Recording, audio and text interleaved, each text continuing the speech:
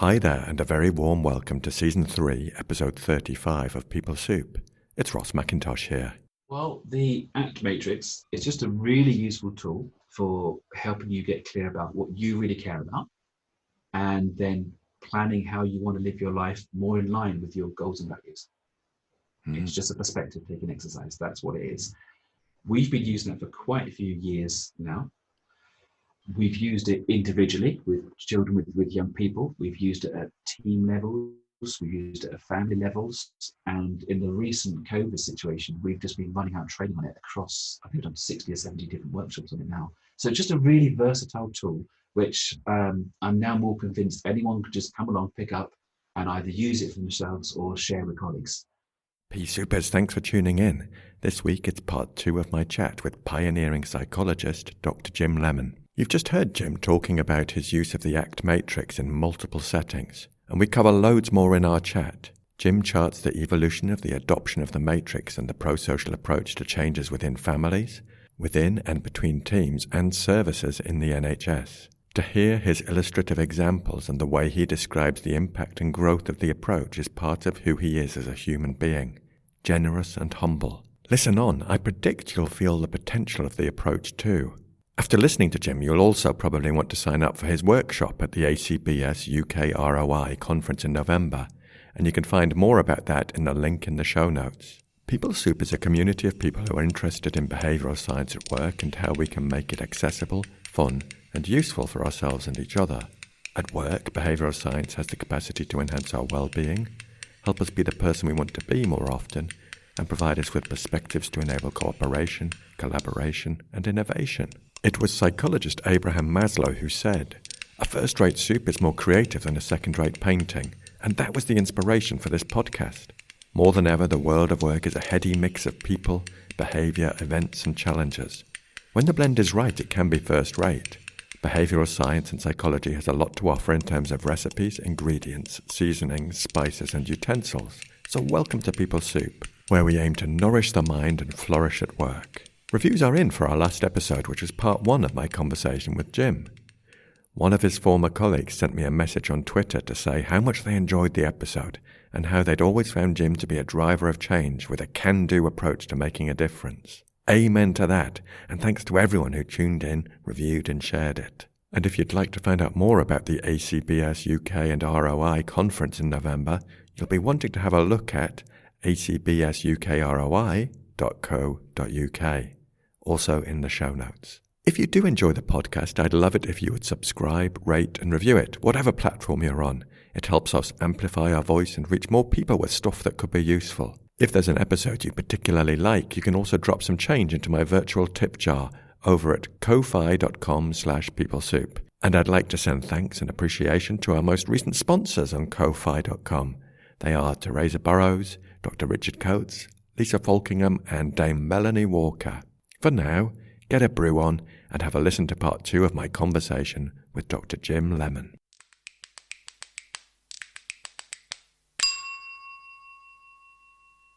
Jim, one of the reasons we're here together is to talk about your workshop at the ACBS UK and Republic of Ireland Conference in November. I wonder if we could dive into that a bit. It's called Introduction to the ACT Matrix. Tell us a bit about it, please.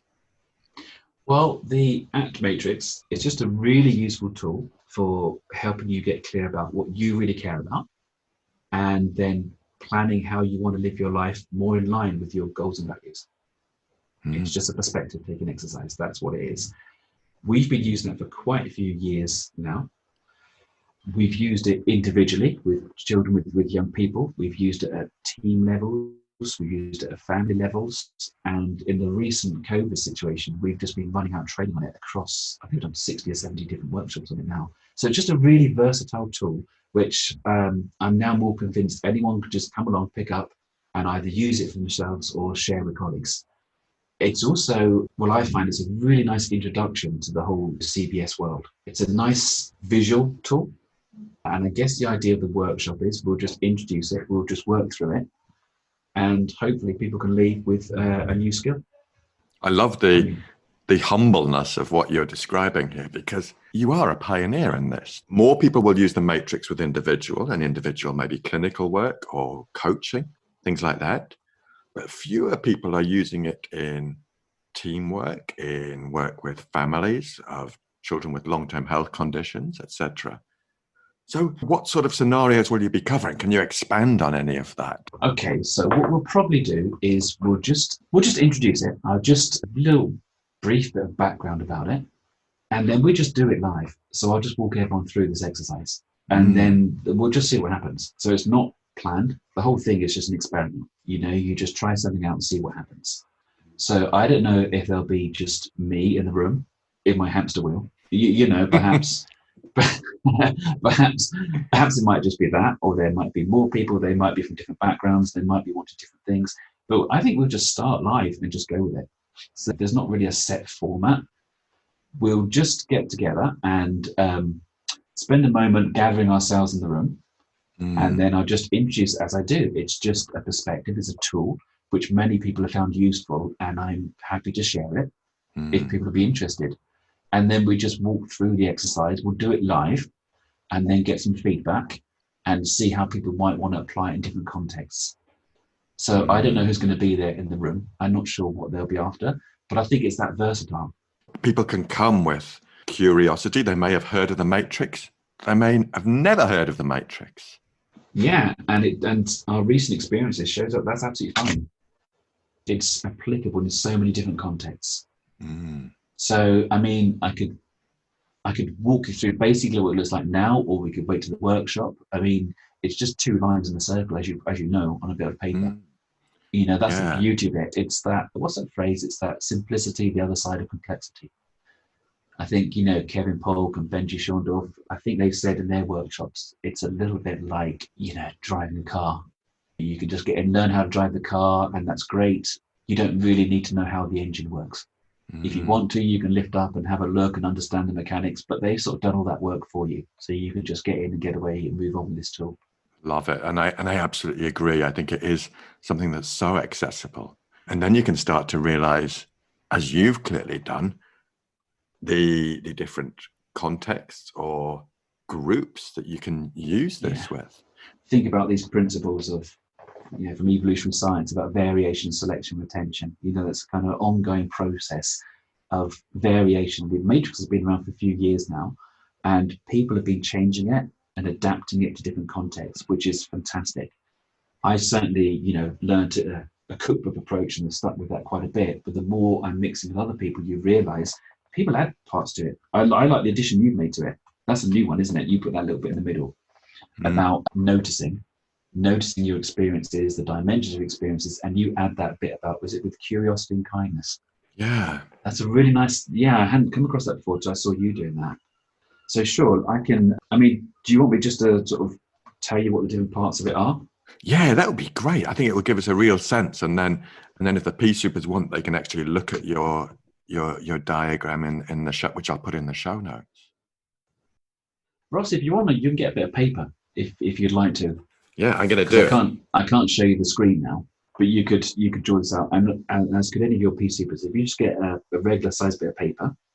Perfect. Yeah. And if I could invite you to draw a small circle in the middle of that piece of paper. I don't know, maybe the size of 10 pp, something like that. And then from that circle, you can draw 2 lines. So one line is horizontal from left to right, and the other one is vertical from top to bottom. And leave about an inch at the bottom of the page there. And so you should have a circle with a cross coming out of it. So you've got those 4 quadrants. On the right-hand side, where the arrow is emanating towards the side of the page there, if you just write toward on that. And that horizontal line at the left end of it, if you just write away.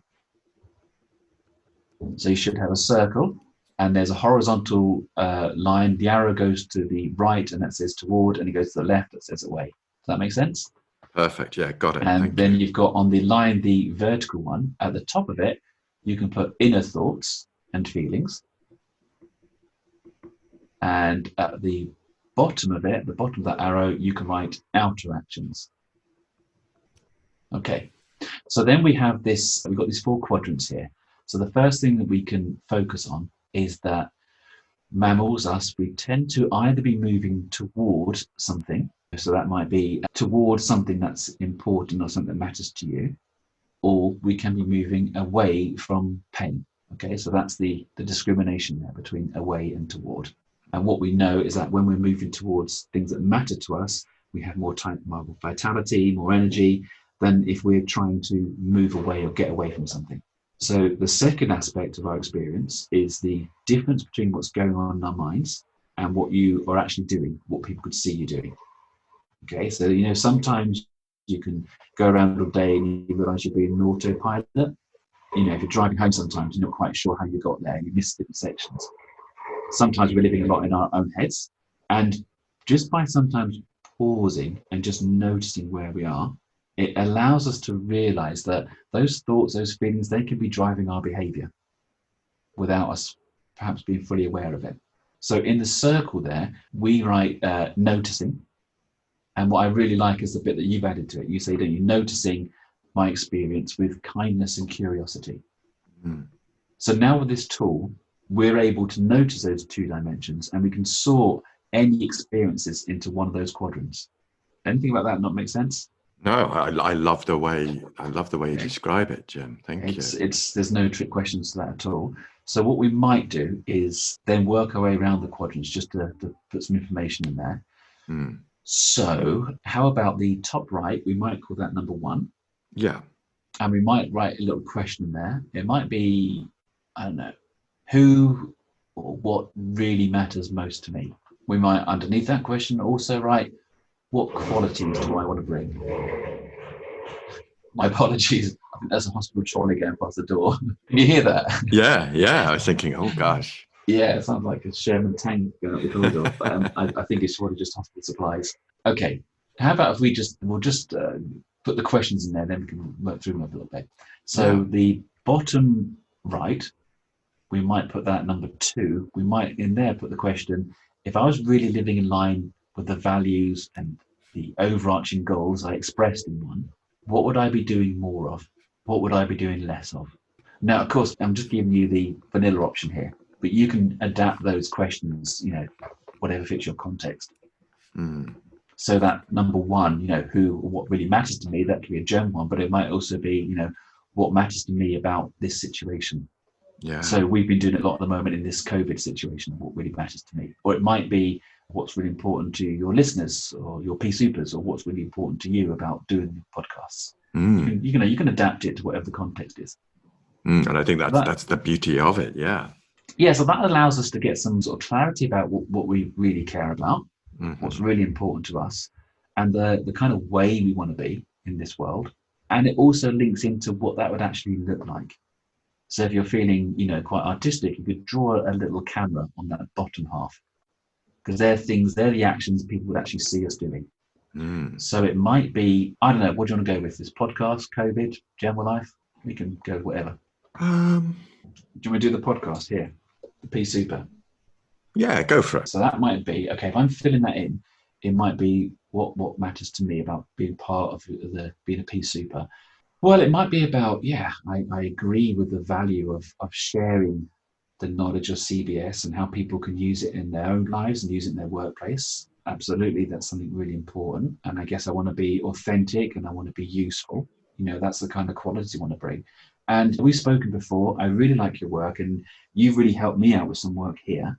And I want to sort of continue to develop that relationship, because I think it's a great thing that you're doing with your active workplace, and I think it ties into with prosocial. So the whole, there's a whole load of really important stuff there. Mm. And I guess the second question, and if I was living in line with those values and goals, I guess I'm going to be showing up and actually doing this. Actually put myself out there and doing an interview with yourself. That's what you might see or hear me doing, because it's all very well me sitting there thinking, I'd really like to help, but no, I'm not going to do anything about it. So if you move over to the left-hand side, okay, top left quadrant, we might write there the question, what thoughts and feelings might show up and hook me or get me in the way of moving towards 1 or 2? That might be thoughts, that might be feelings. That's what I mean by hook. It means they just grab your attention, they pull you in. So if we're talking about the P Super podcast, for me, it might be, it was great listening to Ray last week, but now I'm going to be thinking it's not going to be as eloquent or as witty or as compassionate as Ray is. Or I might say something wrong and it seems stupid, or I might say something embarrass myself or someone else. That kind of stuff's going to show up.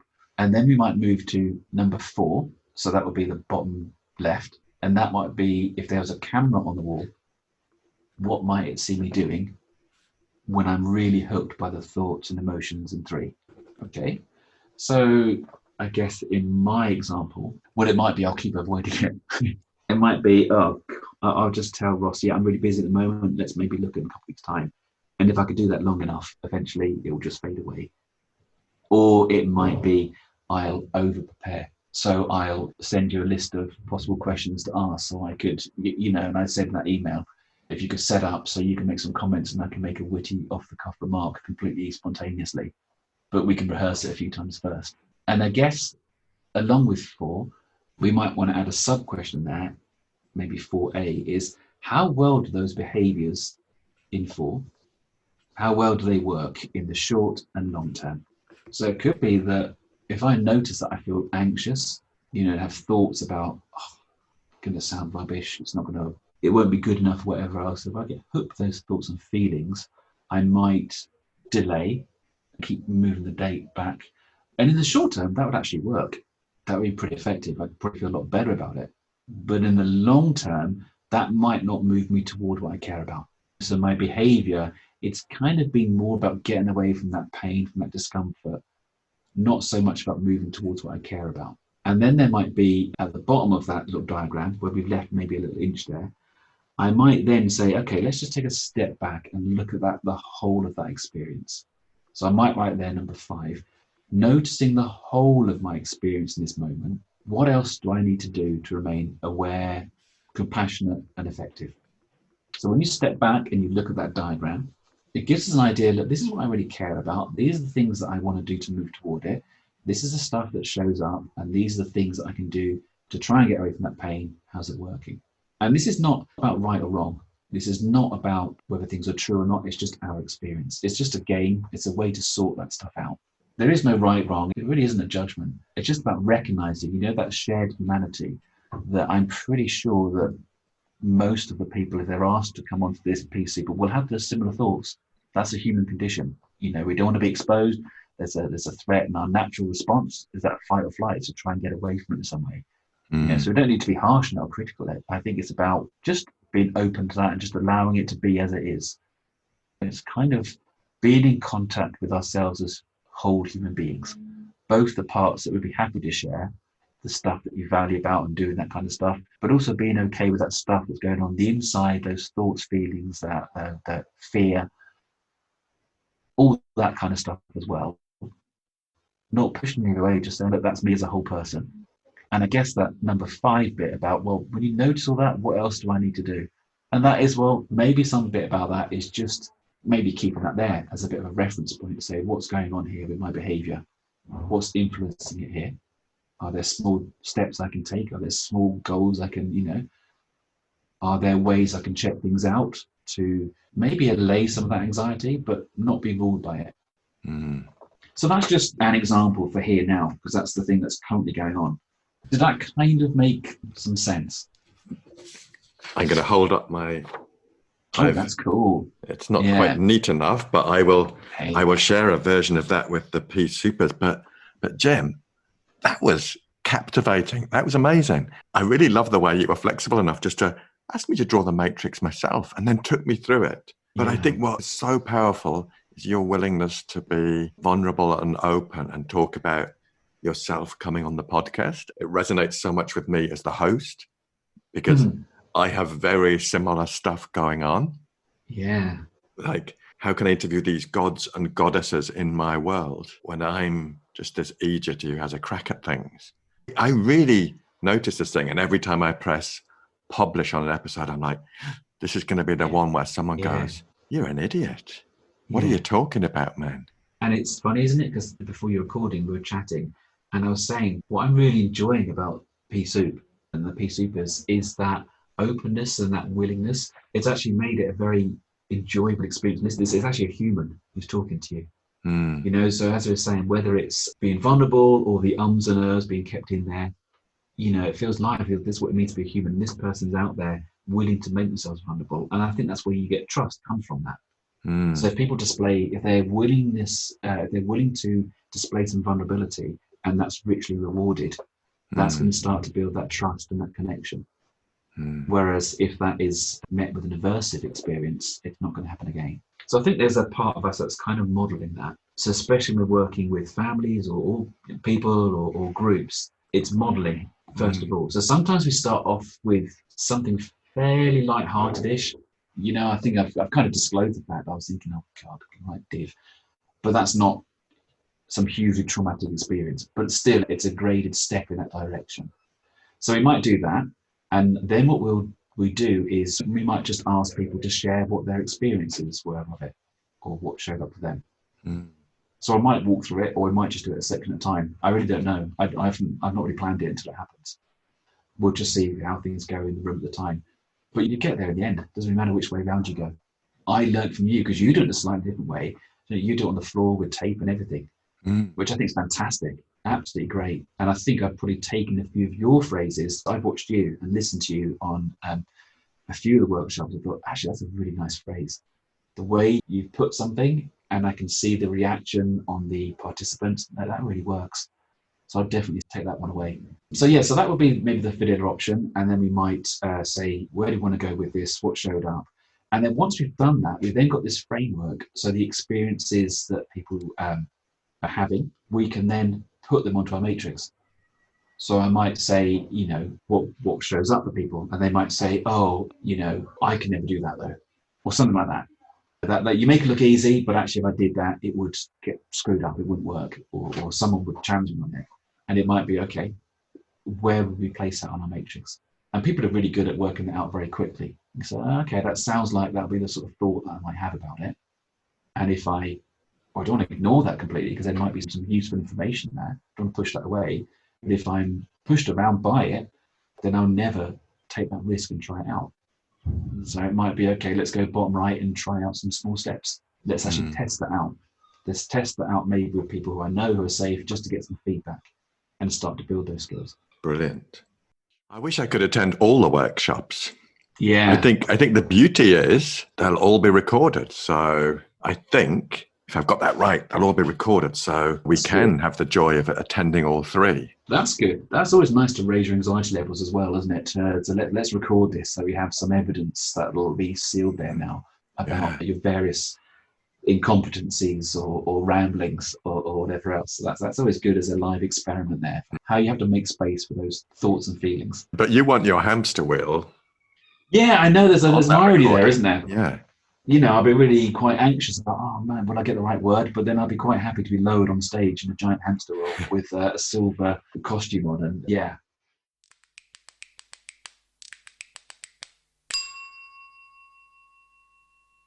Jim, I'm really interested in how you're using this tool, the Matrix, in your work teams, individuals, services. So could you take us on a little bit of a tour?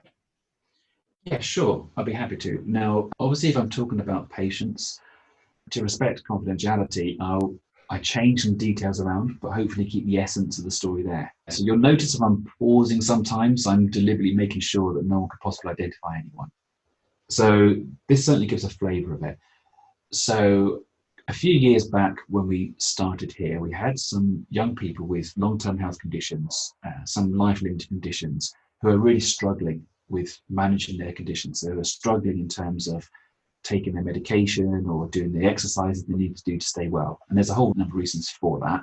So they were struggling, and there was conflict between them and parents because the parents knew quite rightly what the child or young person would need to do to stay well.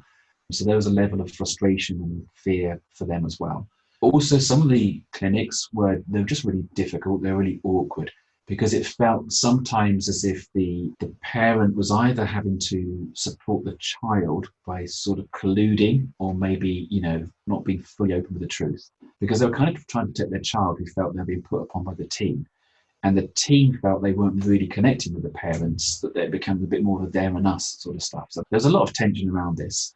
And also within the team, people care about their job and they care about the children and people. And if they know that a child isn't taking medication and doing the things that are keeping them well, that's going to raise a lot of anxiety for them as well. So there's a lot of awkwardness around. And we started using the ACT matrix with a few young people just to get a sense of what was going on for them. So this was an individual session, and these people weren't keen on psychology or being part of the team or clinics at all. They'd often not make eye contact or put their hood up so you wouldn't actually see anything at all. But we started working around the matrix and various versions of it, just get an idea about what was important to them, what do they care about. And what tended to come out is things like, I just want to be able to get on with my life and just be normal. That is, just see my friends, go to school, carry on playing football, all that just normal developmentally appropriate stuff. That's what was important to them. But what showed up that got in the way for them was having this health condition, because as soon as they thought about it, it reminded them that there was something wrong with them, or they had this life-limiting condition, which means they might die early. That's a pretty heavy thing for anyone to have to carry on with them. So they'll just avoid it. And avoidance works. It's a great strategy. So what would happen is they'd have a reminder to say it's time to take a medication or do physio. And although they knew that would keep them well, that's a reminder that I've got something wrong with me. So it's much easier just not to do it and carry on playing Xbox or chatting with friends or whatever else. So it kind of makes sense. But then we were asking, okay, so that the strategy of avoidance, how does that work? Yeah, short term, absolutely it works. That's why we do it. It makes sense. But longer term, does that help you get on with your life? And it might be maybe not, because if people didn't do their physio or took medication, they might get unwell and then have to spend longer in hospital to get better. So they'd actually miss out on seeing their friends more. So we kind of worked a way around and said, okay, given that how you want to be able to get on with your life and do normal stuff, and this stuff shows up for you, are there small steps that you can take that are going to help you carry on with your life? And that would be, okay, eventually we got to, someone realizes they need to take the medication. That brings up the thoughts for them. I hate this. I don't have this condition. It makes me feel weird. It makes me feel different. It terrifies me. It's stressing me out. I can't manage it. And they take their medication because that was a step to getting on with their life. So we kind of made that connection between that thought and feeling. Instead of being a trigger for an avoidance move, it was a trigger for a toward move. And we started off small. So some of the behaviors we were looking at were things like in the team meeting to perhaps make eye contact. Sometimes young people, they learn very quickly how to play a team. They know exactly the games. They know what people are asking and they know the answers to give, whether or not that actually reflects their truth. But, they know that if you're in a clinic and you say, yeah, of course I've done medication, I've been taking this and the other, that you get a positive reply from the team. Whereas if you say, no, I haven't done anything, you're going to get a negative reply. So that's not going to be very reinforcing. So we started off with things like, okay, let's see about, I'm making eye contact and see what happens. So there was some changes with the individual child. And then we asked if we could share that with the parents to say, look, I think there's something really important here, because if the child raises their concerns with the parent understandably be anxious, and we're saying, look, you just got to go and do it. You've got to get and do it because you've got to keep yourself well. And also I get grief from the team if you're not doing what you're supposed to be doing. So there's a tension there as well. So I met parents separately and we just said, look, this is some of the stuff that's shown up in this tool. Some people think it's useful. If you'd like to, I can just walk you through it and see what you make of it. So we did exactly the same approach with parents, and then you hit gold, because obviously for parents, what's important to them, it comes up pretty clear about their children. That's what they care. And that's where the pain is, how these things are linked together, love and pain, two sides of the same coin. They love their children, and the pain is, oh God, they've got a condition. Maybe I feel guilty about that, or I wish I could take it away from them. This is really difficult stuff. And I know that they need to do certain things to keep them well for longer. And when that anxiety and that fear is driving behavior, they'll be more likely to go into nagging mode or saying, look, just get on with it, just do it, because they were being driven by their emotions too. So that's completely understandable.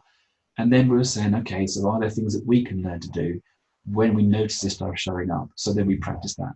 So when you have that understandable response of wanting to respond in that way, just pausing, thinking, okay, is there a different way? And then what we did is we put the child and the parent matrices together. So it looked a bit like a tennis court. You've got the singles part and then you've got the double court. It's that extra bit on it. And then we started to notice all these similarities. The same stuff was going on for the child, the same stuff, the same patterns for the parent. So we thought, okay, great, we'll just go with this. And then the team noticed differences in behaviors. And again, they're curious, they're very much values led and we wanted to know what was going on and how could we build on that. So we said to the team, look, this is a tool which some people found useful. We've used it with a few young people and families. If you're interested, I'm happy, and they're happy for me to share it with you. So we just shared it. And then people in the team, obviously curious, say, yeah, that sounds a bit like how we are. So then we thought, well, maybe we should do this at a team level. So as a team, what do we really care about? And that would be young children, young people thriving, to be well. What shows up for us, and that might be, well, when people don't take the medication, that makes us feel worried, anxious, or we feel like, that's the reason we're here, to help, and we can't do that. So we're more likely then to either get into pathologizing it, and let's just send them to psychology to go and fix this person. Good luck.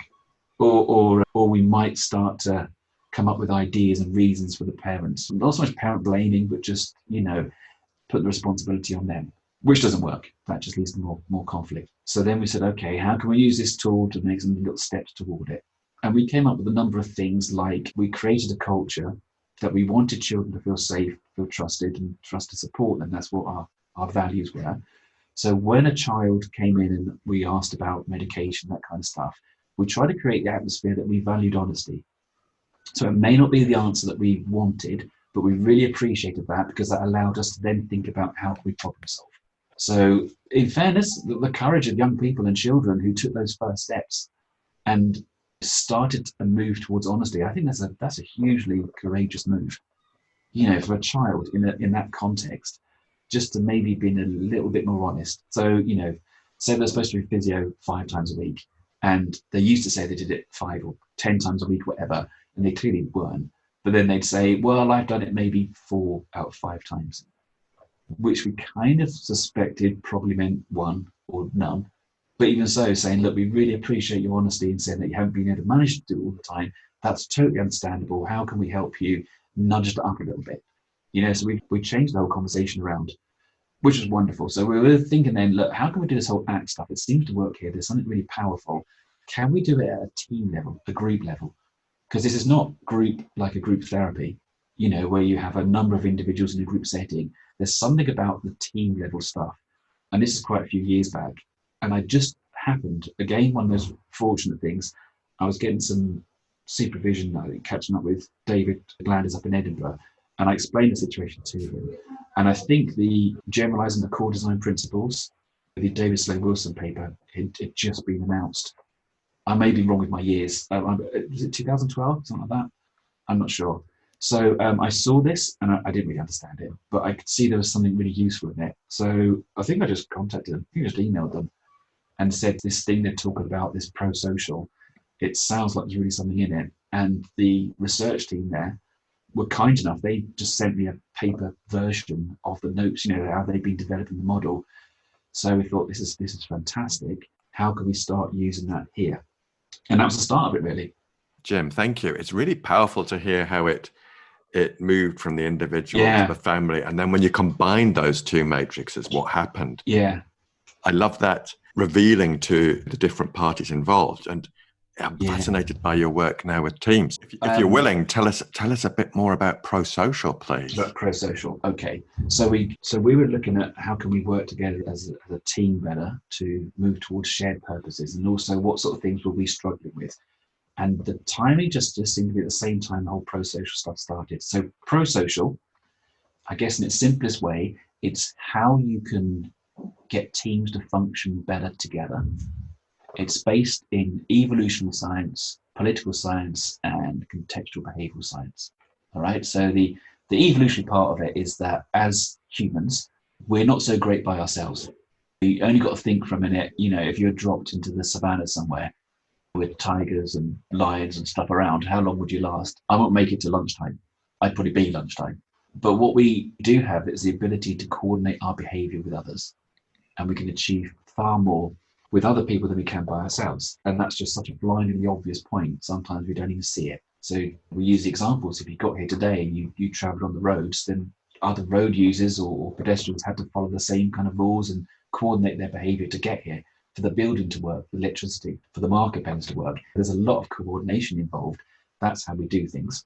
And then it moves on to saying that comes as a slight challenge there, because we function as groups, we're social primates, but there's a challenge between what's best for an individual within that group and what's best for the group itself. So there's a bit of a problem there. So the short version is, within group settings, selfish behavior works, but between groups, altruism works. So what that means is, let's say I might say, look, I've had a really busy week at work, so it's in my best interest to look after myself if I go away somewhere for the weekend, just chill out. But that might not be what's the best interest of my family, because I might be needed for driving purposes or something, or getting on with some housework, or driving to children places, or being supported in other ways. Okay, so what's best for my family may or may not be what's best for the wider community. So it might be, actually, in this COVID times, it might be on the way home if I just stock up on lots of food and provisions and that kind of stuff. So that's going to be best for my family, but for the wider community and other more vulnerable people in it, that's not going to be so great. So you can see this kind of tension all the time between what's best for an individual and what's best for the group, and how we work that out. So that's kind of the puzzle, the idea of multi-level selection. And the political science bit of it is Eleanor Ostrom, who won the Nobel Prize in Economics for giving some really clear guidance on that. She actually studied groups who were able to balance these needs and manage resources over a long period of time. And she found out through extensive research, it's incredible stuff when you start digging into it, that groups varied in the types of things that they did, but there were things they had in common. All right, there were certain principles, these 8 principles, that when groups followed them and paid attention to them, they tended to function well. The individual needs were met and the group needs were met. And then what David Sloan Wilson and their work is, actually these principles, they follow from evolutionary theory, and we can apply them to any group, because you see the same pattern repeated over and over again, which is great. But to be able to follow these principles often means that individuals and groups have to change, and change is not easy, particularly difficult for groups. So they turn to the CBS and the ACT community to say, look, you're the experts on behavior change. What have you got to offer? And it turns out, things like the ACT matrix were a perfect tool. Because, an individual level, that's saying, well, we show up as a collection of different thoughts and feelings, and how can we embrace all of that together and move toward what my purpose, what my values are? And really the prosocial stuff is doing that at a team level, saying that we're a bunch of different individuals with different needs, thoughts, feelings. How can we respect all of that and move together as one bigger unit? And that's kind of the main part of the core design principle. The bit that we take on here, in addition to those principles, the last one is about how one group relates to other groups. Okay, so a group that's working fantastically well itself, well, that could be a wonderful thing, but it could also turn you into turn you into a bunch of fascists. There's a lot of in-group, out-group stuff. But a group that's always at war with its neighbours will never thrive. So what it then has to do is think, okay, these principles that we're using to function well ourselves, can we apply them in how we relate to other groups? So maybe if I give you an example of what's evolved here, it might be, we started with individual clinical work. That's kind of what we know best. We scaled up to families, and how can you align child and family interests, and then how can you align family and team interests? But then we found it started going in another direction. So our team, say cystic fibrosis, that's the one we've been doing it for the longest. It was initially a bunch of professionals who'd show up at the same time, rather than a team. So we might have physiotherapist, nurse, pediatrician, psychologist, dietitian. We kind of all got our own identities and our own needs and our own goals, and they potentially could be in conflict. So we need to work on an overarching goal that brought us all together. And that's great, and it really improved things, that's wonderful. But then what we realized is, actually no one works in one team. We all work in different teams. So say physiotherapist may work in CF, but would also work in rheumatology, or work in a few different other specialities, or the dietitian might also work in diabetes or gastro services or something like that. So then we started to think, okay, there's going to be a conflict between people's times being split between different wards and different departments. How about if we use that prosocial model with those teams as well? So then we had, okay, so the physiotherapist really, they just got the prosocial, really went with it. So then they took it back to their other physiotherapists and we did the training and used the model with that team. So gradually you start to have all these different pockets linking in together. So it went from one team to across different parts of the department and then scaling up to different professions. And as I mentioned earlier, this whole multi-level selection is how do we fit in with other groups around us? We're a district general hospital, so it's kind of generalist services for whatever shows up, but we have to link into specialist centres. And sometimes there could potentially be some conflict between that. There's always a balance between local, we have more knowledge about the individual and the wider context of their life, but we don't have the special resources that they would in a big hospital. We focus on one area. So then we have to think, okay, so how do we bridge our relationship, shared values with one of the tertiary centres? So that goes back full circle, say, to the Glasgow team, the stuff they're doing there. So then we worked on that. So you can see how it kind of builds and just builds upon itself. And the more people that are involved, the easier it gets. We all start to speak the common language. So we can be individuals within teams and have our various differences and our own different needs. And we're able to balance that with what the group needs. So that's kind of how we've been using it here. Jim, thanks so much for your generosity and in sharing that with us, because I think it does bring it to life. And I love the way it's grown organically. And it's a testament to your skill in sharing this behavioral science with people that they go away and tell other people about it.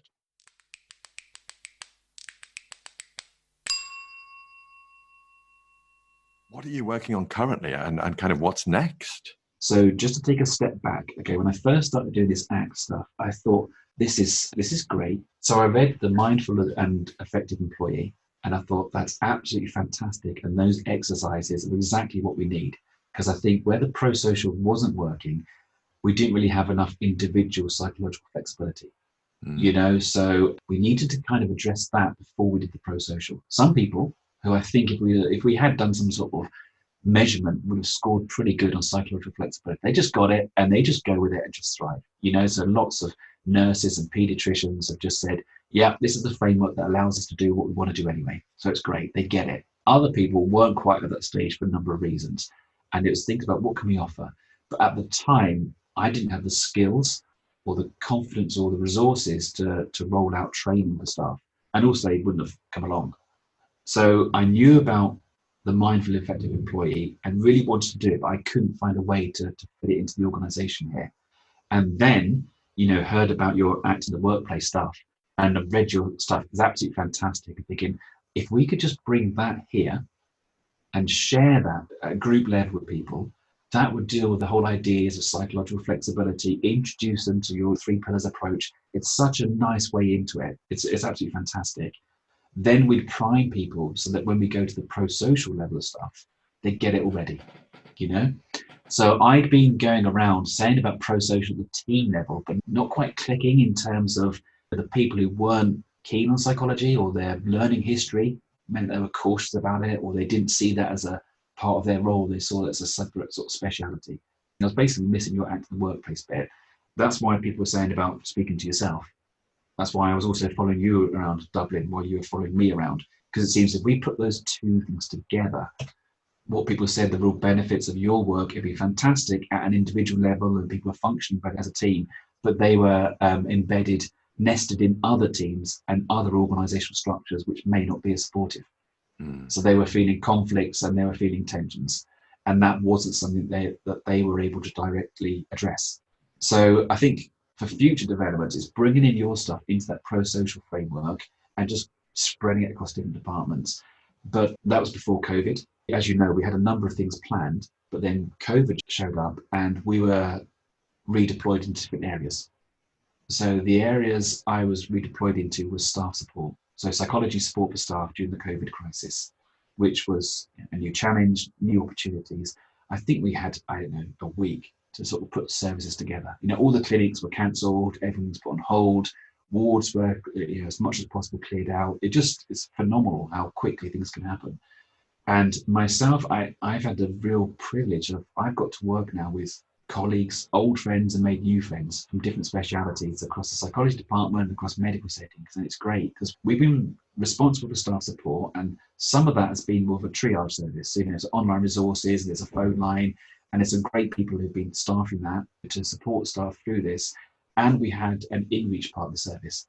So that's going into the areas which we thought might be at a high risk of stress challenges. So that might be ICU or particular teams who've been redeployed, or people who are having to be retrained in skills they hadn't used for years. And that was less telling people what to do, but more listening and sharing things that might be helpful to them. And what really just worked was that ACT matrix. That just really seemed to be the right thing at the right time. It captured both that fear that people have, but it also tapped right into the value and the commitment and the love that you see in staff, which has been fantastic. And then we've been working with teams saying, okay, so this matrix, it works at an individual level in terms of how am I going to respond in this situation? How am I going to balance my individual needs and wanting to keep my family safe and my needs of being here and helping patients? It throws up some big stuff here. So we've used that as a kind of framework. And as I say, it's a gateway. It opens up the conversation. And we can talk about how we, can learn from compassion therapy, or we can learn from basic self-care stuff. We can learn from how we can communicate and put structures and systems in place at ward handover times, or how we can kind of psychologically as well as physically change from our work PPE into our home lives, and all this kind of stuff. So it's really opened up that, but it's also shown just the importance of teams again. We don't achieve anything by ourselves. We really need each other. I mean, it's so obvious, and it's become even more so. It's all about, in my opinion, it's all about the team level. But if we have supportive colleagues around us who get it, we get through stuff. So we're hoping to develop that part of the service further. I'm not sure what that would look like. It's been a privilege to be part of it, to be able to contribute to it. It really has. I mean, we've been doing, a few friends, we've been doing the workshops together. They've been running the workshops and trying to get this message out there about, look, we need to look after each other. We need to look after our staff. This is our most valuable resource here. The context we've been in has been pretty harsh for years. People are getting crushed by just the system, whether it's permanent austerity, whether it's the FUCA environment, all this stuff. But this is our most precious resource, so we need to actually step up and do something here. And it's not all about an individual approach. It's about how do we create the context and the environment that allow people to function well. And before, we're doing the workshops, and like I say, you might get a full house, but you might get a couple of people. And as I say, one of them's just there because it's raining outside and they've wandered in. But all of a sudden we had rooms full of people. Like, my God, I didn't expect people to actually listen to this. But what you realize as well, same in the activation, people just get it. They just get it, they just go with it, and they have been using it and then teaching other people on it as well. So it's not the only way to do things, it's just a perspective, but it's certainly it's got such ease of use, and it's it's so flexible in how it can be applied. It's inspirational hearing you. Yeah, and I don't feel I'm bragging, because I genuinely believe we're all part of a team here. And I know full well there's absolutely squat all I do. If it just left up to me, nothing's going to happen. So it's so nice to be part of this process. I mean, at an individual level, I work in medical paediatric psychology. I would, one end of a stethoscope to another.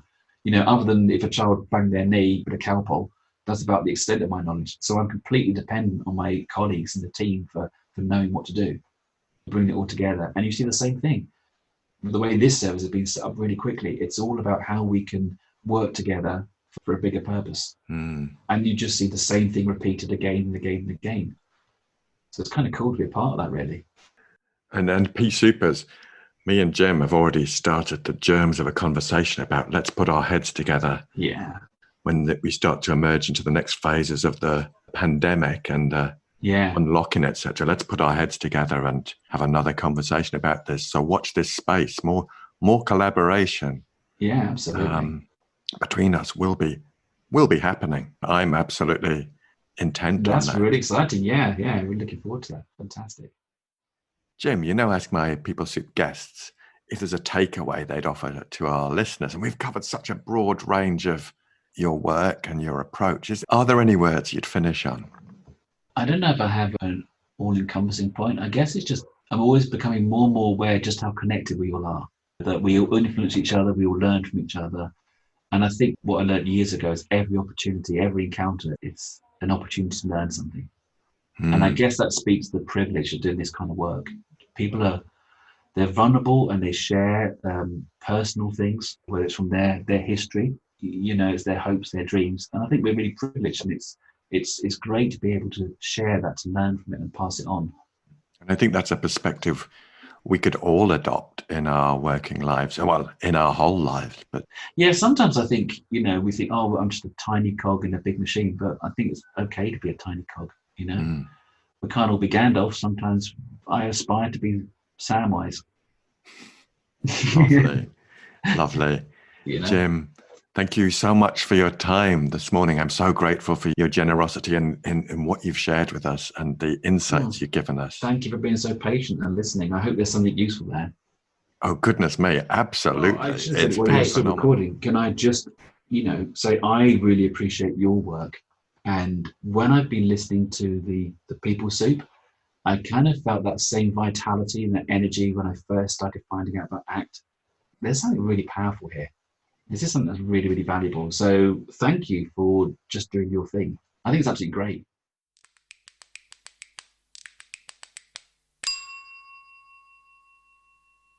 P-Supers, that's it in the bag. I'd like to thank Jim for being such a splendid fellow. I'm such an admirer of his work, and I look forward to our further collaborations. If you like this episode of the podcast, could I invite you to share it with one other person?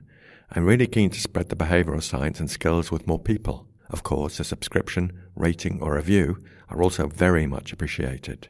The show notes are at rossmcintosh.co.uk, and this includes links to a few different platforms. And before I sign off, our new feature, Welcome to the Gallery. This is where I'll highlight interesting stuff from the contextual behavioural science community, like resources, research and opportunities. This week, it's an article by my pal, Joe Oliver, and it's titled Low Self-Esteem and Other Superpowers, and it's on psychologytoday.com. Here's a quote from the article. The self-esteem movement has now focused for decades on improving self-esteem, so they've had plenty of time to get it right. Although the substantial research body shows that it's possible to increase self-esteem, or at least people's self-report of it, it wasn't shown to be all that helpful. A famous review of over 20,000 self-esteem studies concluded that boosting self-esteem does not cause any demonstrable benefits. In fact, inflated self-esteem has been linked with unhelpful individualism, narcissism, and reduced cooperation with others. Joe goes on to suggest in the article that instead of working on self-esteem, we could work on self-acceptance. That is, accepting deep down who we are. It's a short article and a powerful one, and you'll find the link in the show notes.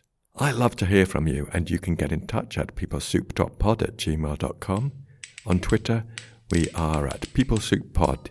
On Instagram at people.soup. And on Facebook, we are at peoplesoupod.